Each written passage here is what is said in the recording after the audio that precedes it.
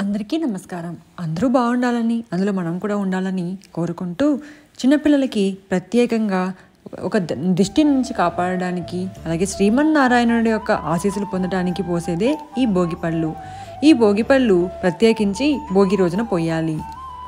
భోగి రోజున పోసే ఈ భోగిపళ్ళకి ఒక ప్రత్యేకమైన నియమాలు, ఆచారాలు అయితే ఉంటాయి. అయితే అవి ఎలా పాటించాలి, ఎలా పోయాలి, ఏ వయసు పిల్లలకి పోయాలన్నది ఇవాళ వీడియోలో చేద్దామండి. ఎక్కడ స్కిప్ చేయకుండా చూడండి. 2025లో భోగిపళ్ళు ఎప్పుడు పోయాలి అంటే, భోగిపళ్ళు 2025లో జనవరి 13 సోమవారం రోజున పోయాలి. ఉదయం పోయాలా, సాయంత్రం పోయాలా అంటే ఉదయం పోయకూడదు, సాయంత్రం వేళ పోయాలి. అంతేకాకుండా రాత్రిపూట కూడా పోయకూడదు, అంటే 8, 9 ఆ టైంలో కూడా పోయకూడదు. మరి ఎప్పుడు పోయాలి? సూర్యాస్తమయం కంటే ఒక 45 నిమిషాల నుంచి లేదా గంట ముందు పోయాలి. అంటే ఈ సంవత్సరం 4:30 నుంచి 5:30 లోపు సాయంత్రం వేళ పోయాలి. అందరం గెట్ టుగెదర్ లాగా చేస్తాం కదండి, ఆ టైంలో రారు కదా. అంటే ఫస్ట్ ఎప్పుడు కూడా భోగిపళ్ళు అమ్మ పోయాలి, తర్వాతే అందరూ కూడా పోయాలి. కాబట్టి ఒక అమ్మగా మనం ఇంట్లో కూర్చోబెట్టి తూర్పు వైపుగా కూర్చోబెట్టాలి, పోసేసేయచ్చు ఆ టైంలో. అయితే భోగిపళ్ళలో మనం ఏం కలపాలి అంటే, రేగిపళ్ళు, చెరుగడ్డలు, శనక్కాయలు, చిల్లర నాణాలు, కొద్దిగా అక్షింతలు, చాక్లెట్స్, అలాగే పువ్వుల రెక్కలు, చెండుమల్ల పూలు తప్ప ఏవైనా వేయాలి. అలా ఆ భోగిపళ్ళని ఉదయాన్నే మనం కలుపుకొని దేవుడి దగ్గర పెట్టుకోవాలి. దేవుడి దగ్గర పెట్టి ఇంట్లో దీపారాధన చేసి, అలాగే భోగిపళ్ళు పోసే చోట కూడా దీపారాధన చేసి, ఆ తర్వాత ఈ భోగిపళ్ళను అనేవి పోయాలి.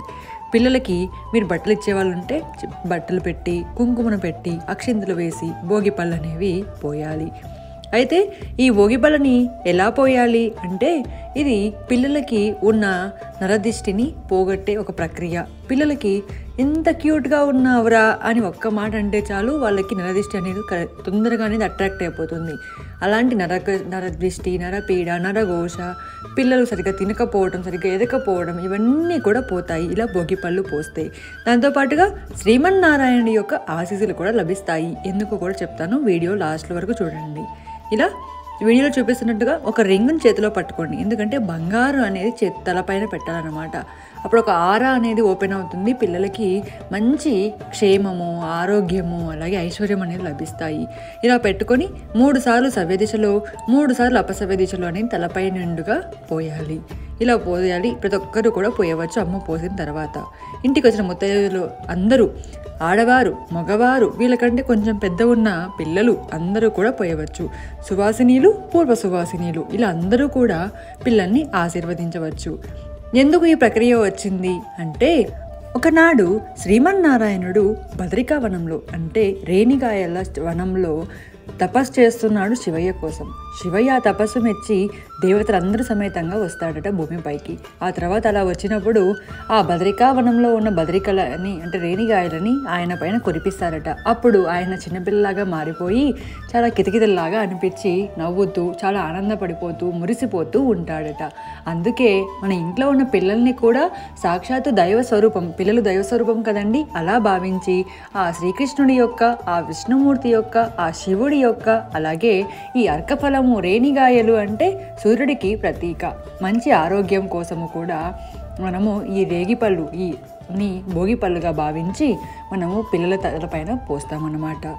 కాబట్టి ఈ భోగిపళ్ళు ఉదయం పూట అసలు పోయకూడదు, సాయంత్రం వేళనే పోయాలి. ఈ రోజు కుదరకపోతే ఎప్పుడు పోయాలి అంటే, ఒక ఆప్షన్ అయితే ఉంది, అది సంక్రాంతి, అంటే నెక్స్ట్ డే మాత్రం పోయవచ్చు. ఎందుకంటే కొంతమంది ఈ భోగి రోజున పోస్తారు, చాలామంది 99% శాస్త్రం ప్రకారం ఈ రోజే పోయాలండి. కొందరు తిక్కగా చేసేవాళ్ళు ఉంటారనమాట, మేము ఈ రోజే పోస్తాం, సంక్రాంతి అంటే సంక్రాంతే కదా అని కొందరు అలా పోస్తారు. మీకు వీలు లేదు అన్న వాళ్ళు మాత్రమే సంక్రాంతి రోజు అంటే 14వ తేదీ మాత్రం పోయండి, 13వ తేదీ ఎట్టి పరిస్థితుల్లో కూడా పోయండి.